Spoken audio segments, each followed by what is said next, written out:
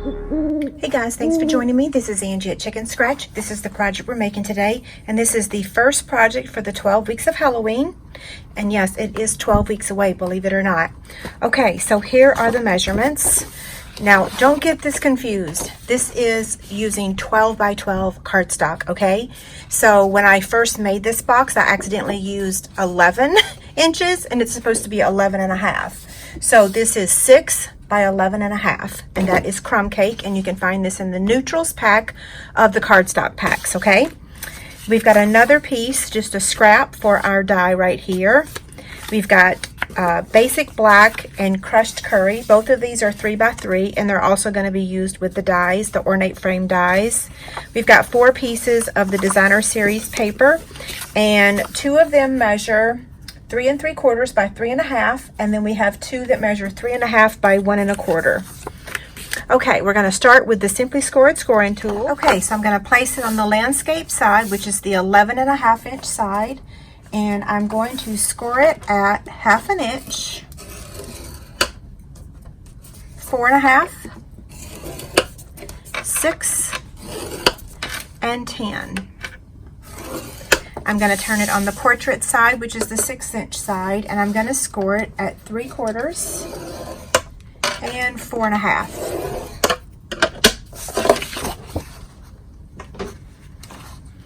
Okay, we're going to fold on all the score lines. I'm going to use my bone folder to burnish it.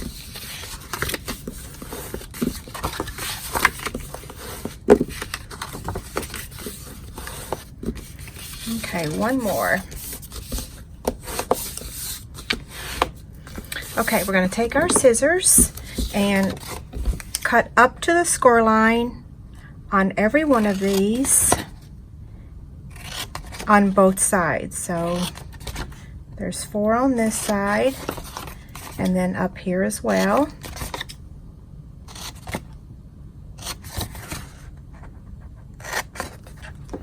Okay, now let's take the scissors and remove this section right here and this section.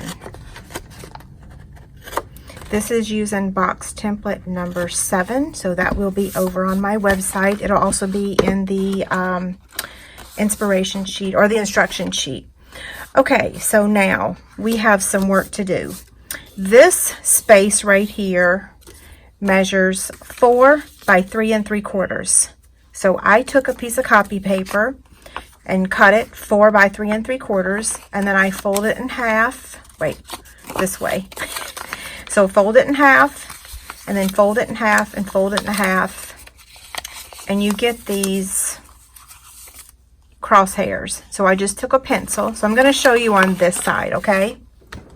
I'm going to use a red marker, that way you can tell. So I didn't do this side so that I can show you how to do it. So again, fold it in half, and then this piece right here, fold in half, just like that. And then you're going to do it the opposite direction, which I've already done that. So what that does is that gives me this center point here and this center point here. So I just take a pencil or an ink pen and I draw a small dot on the crosshair, okay? And then I take a Crop-A-Dile or a hole punch and I make the hole right in the center, okay? Same thing on this side. And then that tells me where I need to place my holes. Now ignore this. I folded this in the wrong direction, so I messed up first time. Okay, so I'm going to lay this here. You can tell that lines up. And I'm just going to take my marker and trace that hole. Now you could free or eyeball it or whatever. If you're not all concerned about your ribbon being exact, then just eyeball it. I've done that many a times, especially when I'm in a hurry. Okay, so I'm going to take the Crop-A-Dile. If you have any of the old Stampin' Up! Handheld punches, those will work, but they have all since retired, so yeah.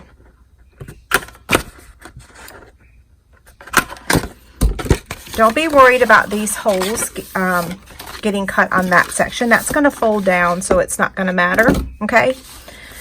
Now, what to do next? We're going to add our designer series paper. So these two pieces go here, this goes here, and this goes here, okay? So I'm going to get my liquid glue, and I'm going to get my silicone mat so that I don't repeat what I did earlier this week when I got glue on my project. Not everybody, several people said, why didn't you just put another piece of paper over it? I was like, wow, that was a great idea. Of course, I didn't think about it at the time. You know, when you mess up when you're live, I get flustered. I lose all train of thought. So maybe some people bounce back really quickly. I'm not one of those, but that was a brilliant idea. But then I also really don't want to waste any of my designer series paper because I kind of like to hoard it, to be honest. I do use it a lot though. So when I say hoard it, I just mean I don't want to waste it. I want to use it on projects. Although I do donate a lot of 12 by 12 paper to the local schools. Okay, so got one more to do.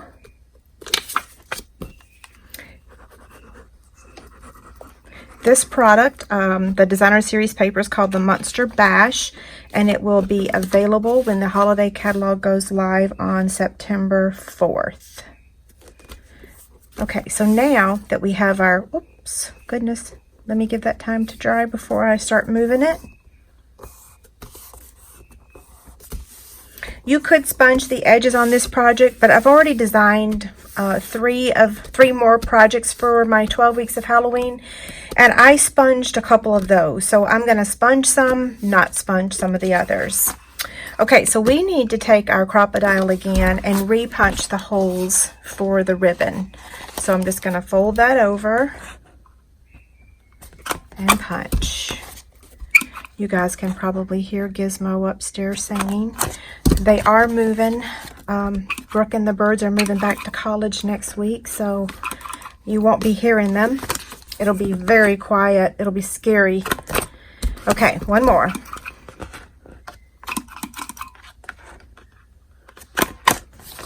Okay, now we need to add the ribbon. I know you're saying, when in the world is she going to assemble that box?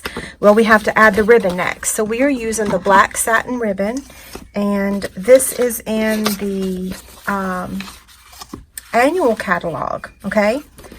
So I'm going to take it and thread it through the hole on the front of the box. Oh, and you know what? Let me go ahead and cut my 10.5 inches. So let me back up for a second. You want two pieces that measure 10.5 inches. What that does is that allows your handles to be the same measurement. Oftentimes when I'm creating projects though, I don't get that measurement, and then later I'm like, oh, grr, what did I start with? Okay, so same thing. I'm going to take my ribbon and thread it through that hole right there. And then I'm going to turn this over. And now here is the biggest dilemma. How to tape this down.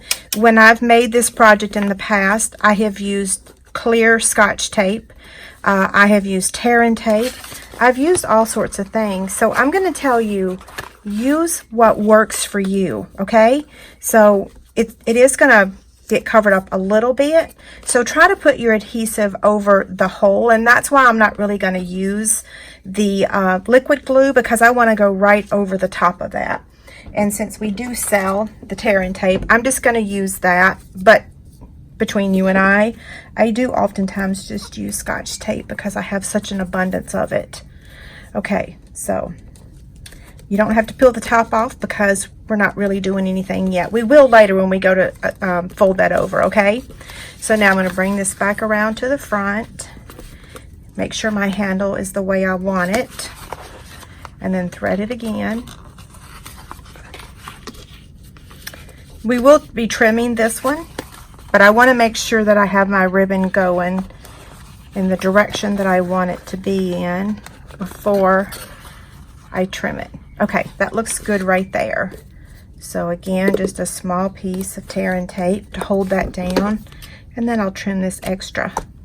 Okay, same thing on this side. So I may fast forward this if the video becomes too long.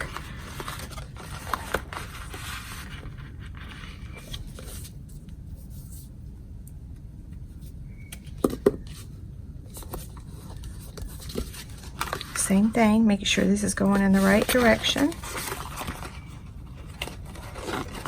Now here's the other thing I want to do. I want to see if my handles line up. That looks pretty good. I always end up with one side just a teeny tiny bit longer than the other.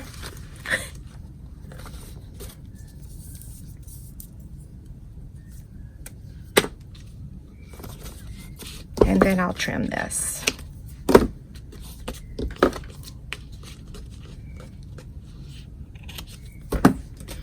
Okay, while we have our tear and tape, we're going to go ahead and add it to this 1/2 inch strip over here. We are finally ready to assemble this box. We haven't even stamped yet. Okay, so I'm going to get my Take Your Pick tool, and I'm going to remove the backing. Fold this over, just like that, okay? Now, that's the back of our box because that's the seam. This is the front, so I'm going to place my adhesive on the front bottom of the box.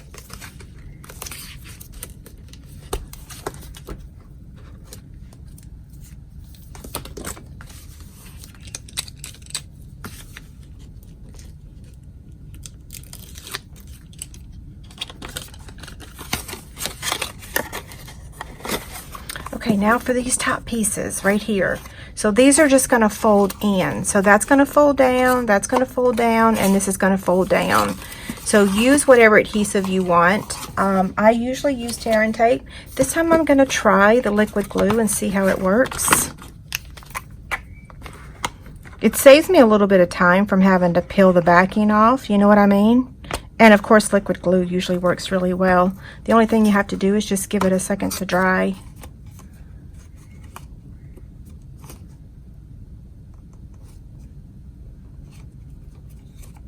Okay, there's that side.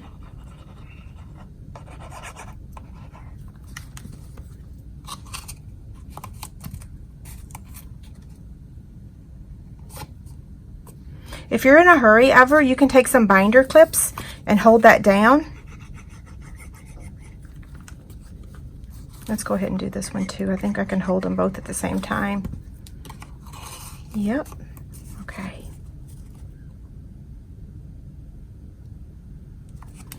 Okay, look at there. Good, right? Yay, I didn't mess up.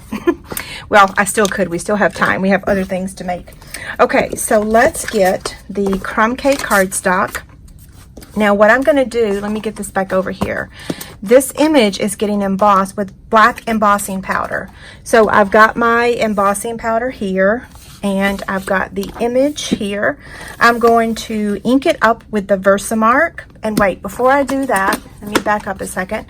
I'm going to take the embossing buddy and I'm going to brush it across my crumb cake cardstock. What that does is it removes the static so that it removes the static so the powder doesn't stick everywhere.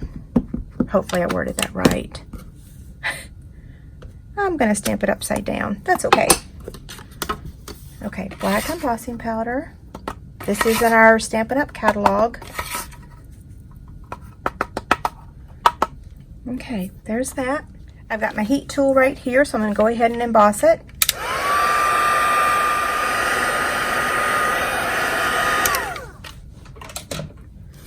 Okay, there it is. Now, we're going to get the Big Shot out, and we're going to cut this one out. All three of these come from the Ornate Frames dies. That's the same bundle as the Spooktacular Bash stamp set. So that's what we just used, was Spooktacular Bash and the Ornate Frame dies. Okay, so I'm going to cut that out with that one. I'm going to cut out the basic black with this one. This one I'm going to emboss with the Stylish Scroll embossing folder, and then I'm going to cut it out with this piece. Okay, so we're going to be doing 4 different things with the Big Shot. I may or may not fast forward that for you, okay?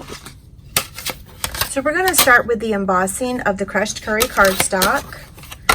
And I'm just going to sandwich it between 2 cutting pads.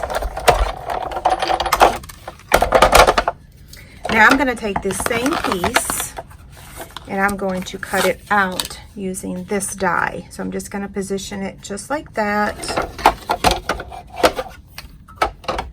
and place it here. And I think I can probably cut 2 of these out at the same time. Well, let's see.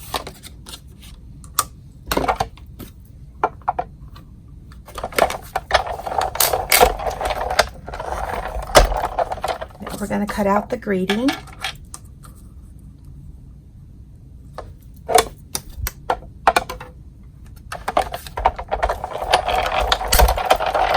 Okay, so let's get our container over here. Okay, so we've got these basic black dimensionals. They will be available on September 4th. I'm going to take one and place it on the back of that. Okay, this one's going to get added with liquid glue, and I actually just want to add the liquid glue right there in the center. Okay, so I'm going to place it on top there. This layer is going to get 2 Stampin' Dimensionals. Now I'm going to show you a trick in just a second using the embossing buddy again. Okay, so I'm lining it up with the edge of the Designer Series paper. I'm going to take my embossing buddy and I'm going to pick up one of these Monster Bash enamel shapes. It has the adhesive already on it, but I want to pop it up because if I just lie it flat, to me it looks like it kind of disappears a little bit. So I'm just going to remove the adhesive from it using the embossing buddy. You can use a dryer sheet too. And then I'm going to take one of our mini black dimensionals and place that on the back of him. That way it's going to pop him up. See? Okay, now I want to take 2 more of the Monster Bash shapes, and I'm going to put one on each side.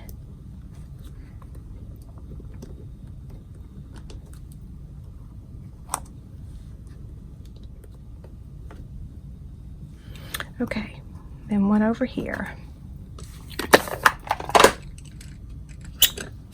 Okay, there you have it. The original and the one we just made. Looks pretty good, right? Don't forget, there's a free inspirational sheet. It actually includes all the instructions and everything. This is my 12 Weeks of Halloween series. So my inspiration sheet is actually an instruction sheet. Don't forget to also enter to win the blog candy that's over there on my website. I post one every week. Okay, if you need anything, if you need a holiday catalog, let me know. Have a great day. Bye.